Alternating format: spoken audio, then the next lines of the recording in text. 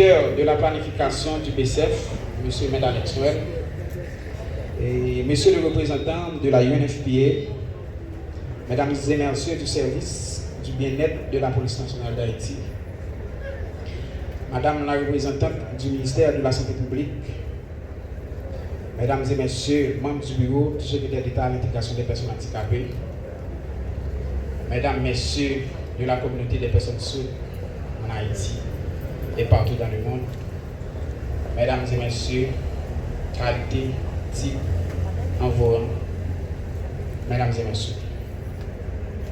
Aujourd'hui, nous célébrons une journée d'une importance capitale, la journée internationale des langues des signes. Cette journée est non seulement une occasion de reconnaissance, mais aussi un appel à l'action, pour rappeler que la langue des signes est une langue à part entière, porteuse de culture, d'identité, de dignité pour des millions de personnes sourdes dans le monde. Le thème de cette année nous invite à réfléchir sur la place des langues des signes dans nos sociétés et à renforcer leur inclusion dans tous les domaines de la vie sociale, éducative, culturelle et professionnelle. Pour moi, ce thème revêt de... J'ai l'honneur de prendre la parole au nom du docteur Gabriel Timothée, directeur général du ministère de la Santé publique et de la population, en ce 23 septembre, journée internationale des langues des signes, et de participer à l'atelier de réflexion sur la langue des signes dans l'enseignement en Haïti.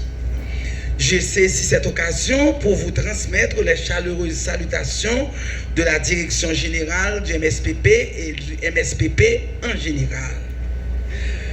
Une histoire. Jeune ophtalmologue, j'ai eu l'occasion de collaborer avec le docteur Michel Payan de la Société haïtienne d'aide aux aveugles. J'ai parcouru à ses côtés plusieurs régions du pays à la recherche de personnes malvoyantes et non-voyantes afin de les accompagner et de les intégrer de manière positive à la vie nationale, sociale et familiale. Et nous avons réussi. Il faut les voir partout dans le pays, dans les ministères, dans les bureaux, dans le commerce, dans les écoles, dans les universités. On a pu les accompagner valablement. Aujourd'hui, me voilà de cette belle assemblée au BCF, adressant un autre handicap que représente la surdité et la malentendance. À l'occasion de participer à l'atelier de réflexion sur l'intégration de la langue des signes dans les écoles en Haïti. La direction générale s'engage à vos côtés pour que cet atelier soit le départ d'une nouvelle vision pour ces jeunes et moins jeunes vivant avec cet handicap. La population haïtienne, les populations du monde en général ont besoin des personnes sourdes, ont besoin de ces personnes qui vivent avec cet handicap. Aujourd'hui, vous savez, la communication c'est de l'or, c'est un bagage extrêmement important. On parle de data et de data comme on dit. C'est de l'or, comme a été le pétrole il y a quelques décennies.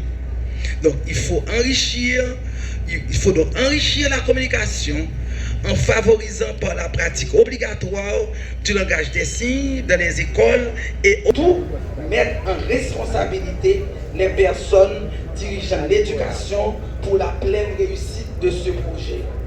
La direction générale du MSPP tient son engagement avec vous pour l'adhésion de l'apprentissage de la langue des signes à tous les niveaux au niveau de la santé. C'est un pas essentiel et décisif vers une égalité des chances où la santé n'est pas un privilège mais un droit. Le personnel de santé sera formé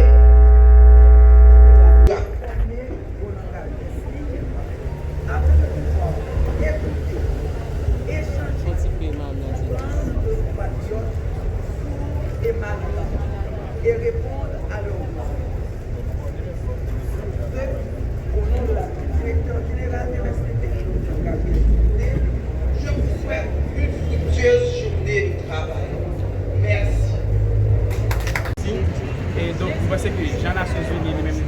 date ça en 2017, début 2018, permettre que nous célébrer tout ça, mettre en valeur, voir mon studio qui est ensemble avec ça, et jouer ensemble avec accessibilité dans la communication et craser les barrières linguistiques qui existent pour la communauté. Depuis que la société a pris décision de jouer ça,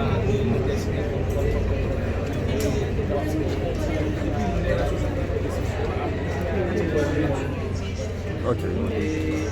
Normalement, depuis après proclamation de date ça, et Nations Unies et à travers plusieurs pays célébrer date ça. Mais pour nous, même en Haïti, nous commençons à célébrer effectivement à partir de l'année dernière. L'année dernière, nous avons fait toute une série d'activités pendant 15 ans ça. Et année ça encore, nous avons 15 ans nous lancé. Depuis le 15, c'était une conférence pour informer la politique de la commune. Et donc, nous pensons que là, nous avons plus d'activités, nous sommes célébrés l'activité de plaidoyer pour nous permettre que vraiment qu'ils soient langue dessinante, qu'ils sont bagages pour reconnaître et respecter en Haïti. Bon, donc BCF c'est un côté politique pour l'handicap à l'État central. Donc BCF par exemple, il a fait plaidoyer, mais la blâme de l'État, il faut que l'État agir selon ça que vous faites comme recommandation. Donc, pour bien pour l'État, c'est nous avons une constitution qui dit que tout le monde doit droit même avec tout le monde. Donc, et faire en sorte que toute convention, toute loi qui est aussi ratifiée, que nous faisons appliquer dans tout aspect de la vie. Est-ce que nous lésés par rapport avec l'application de la loi? Naturellement, si la prend loi en général, loi en général, ils sont censés pas respecter. Vivre avec une communauté qui est plus vulnérable, c'est encore pire. Importance langue des signes dans l'inclusion avec les handicapés, mais tous sont ensemble discrimination que nous avons subi dans le monde entier. Parce qu'en fait, ce n'est pas seulement en Haïti, il y a des études suivantes et dernières études de l'Organisation mondiale de la santé, montrant qu'il y a environ 70 millions de sous. Et tout côté qui est sous, forcément pour langue des signes, qui a communiqué. Et il y a des pays, par exemple, qui ont trois langues de signes par eux, mais il y a des pays qui ont une langue de signes qui est standardisée ou qui est codifiée. Par exemple, en Haïti, nous utilisons ASL, qui c'est American Sign Language, qui c'est langue signe américaine. Et langue signe américaine, pour qui ça, c'est parce qu'en 1945, ce Margaret John, qui est une missionnaire américaine, était créé Saint-Vincent. Et de là, tout vient avec langue signe américaine. Et pendant la journée, ça a tout. Il y a un ensemble de réflexions qui doivent être faites pour nous comment on a sorti de langue signe américaine pour nous arriver vers une langue signe haïtienne. Une langue signe haïtienne qui est standardisée, qui est modifiée, mais tout qui est officialisé, c'est-à-dire que l'État reconnaît. Même gens qui ont le pays, donc langue signe, sont langue officielle. Donc, il faut nous arriver dans un moment où nous avons à la fois créole, français et puis langue signe comme langue officielle. Ça, nous connaissons en Haïti surtout pour l'autre handicap et nous estimons. Nous connaissons ça, on peut dire ça, discrimination sur communication. Bon, pendant tout ça, on a profité de sensibiliser tout le monde. Et que mon studio, c'est de mon à part entière, c'est de mon seul problème. Et il y a un blocage que vous avez, c'est un blocage communicationnel ou linguistique. Donc automatiquement que le blocage ça lui-même tomber, les barrières ça tomber, et bien on est capable de vivre avec eux, on est capable de fonctionner ensemble avec eux. C'est le monde tout simplement qui est différent, mais qui sont des personnes à part entière. Donc nous avons demandé d'enseigner pour nous, nous avons demandé plus d'interprètes pour nous rendre toute information qui circule dans les médias et sur les réseaux sociaux accessible avec nous. D'ailleurs c'est ça, loi 13 sur l'intégration de handicapés, convention Nations Unies, et même les mamans doivent payer à demander vraiment pour tout petit paysan qui a même droit, même devoir, avec même responsabilité. Dans l'occasion 15, qui l'autre activité là bien pour nous faire, parce que là, on peut lancer par le 17, on dit assez une qui l'autre point. Dans l'occasion 15, il y a toute une série d'activités peut-être que vous pouvez écouter ici et coordonner 15 ça, le détail beaucoup plus. Donc, pour nous, nous avons une formation que nous avons fait pour ensemble avec le ministère de la Santé publique, sur santé sexuelle reproductive, nous avons des cliniques mobiles, nous avons des activités ça là, et dimanche probablement on a pour activité d'anticulture. Donc c'est toute une série d'activités que nous gagnons pendant 15 ans, peut-être pour passer le coordonnateur est capable de nous donner des détails soit. Population quoi bon, en fait, il y a un problème de chiffres en Haïti parce que dans le dernier recensement qui était fait là, pas vraiment prendre en compte la population handicapée. Et c'est ça que fait le bureau secrétaire d'État, notre travail, que ce soit avec l'institution publique, notre IHSI, notre travail avec BIT sous un projet de registre et d'identification de personnes handicapées. Donc, ça permet que plus devant, nous ayons des chiffres qui sont beaucoup plus exacts sur la population handicapée ou sur les particuliers.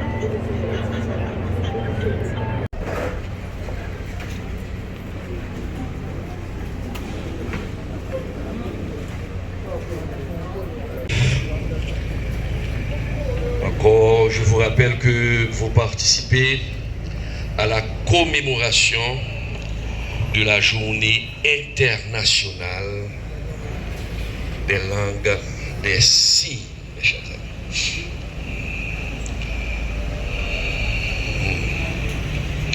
Des alliés fidèles. Le bureau du secrétaire d'État à l'intégration des personnes handicapées peut compter depuis plusieurs années déjà sur un partenaire vraiment sûr, un partenaire engagé qui marche à ses côtés de la promotion des droits humains, des droits des personnes handicapées, de l'égalité et de l'inclusion. Je parle bien sûr du Fonds des Nations Unies pour la population, UNFPA, un partenaire privilégié, un partenaire que nous autres ici au BCF nous considérons, que nous portons dans notre cœur et qui appuie toutes nos initiatives.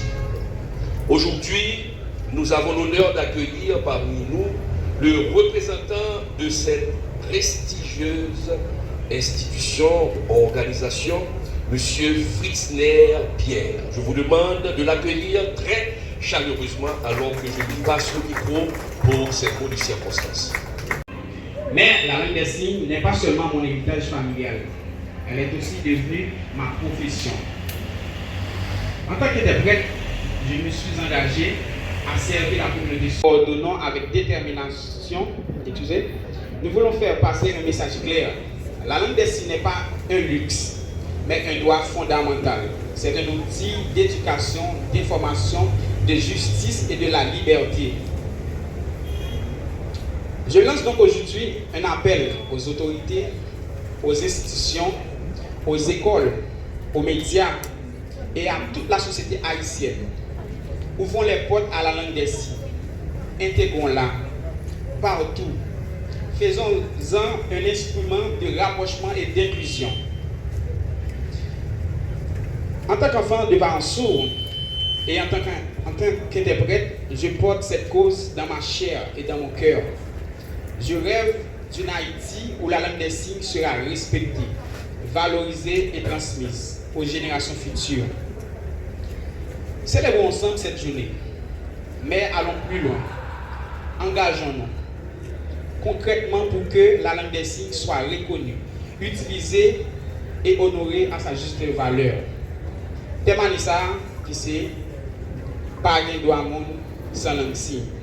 Donc, faire de thème ça, il y a un thème de réflexion, il y a un thème pour nous prôner l'inclusion, pour nous prôner l'utilisation de la langue des signes. C'est tout ça qui permet que l'inclusion réelle, l'inclusion effective là, est faite avec mon studio. Mesdames et messieurs, je vous remercie. International des langues des signes. Mes chers amis, un moment qui nous rappelle que la communication est un droit fondamental et que chaque être humain a le droit d'être entendu.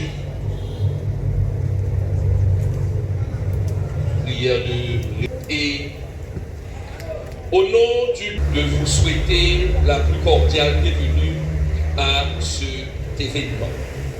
Cette journée est plus qu'une commémoration, elle est une invitation à reconnaître la richesse et la beauté des langues des signes, à valoriser la culture sourde et à affirmer notre engagement collectif en faveur d'une société véritablement inclusive où personne n'est laissé de côté.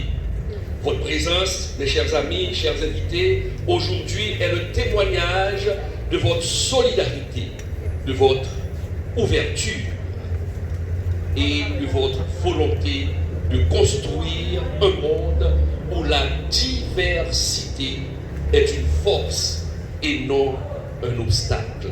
Alors, mes chers amis, permettez-moi de vous dire, la célébration est lancée sous vos applaudissements, s'il vous plaît. Nous allons commencer, je vous prierai de vous mettre debout. Prière de vous mettre debout. Nous allons entonner l'hymne national.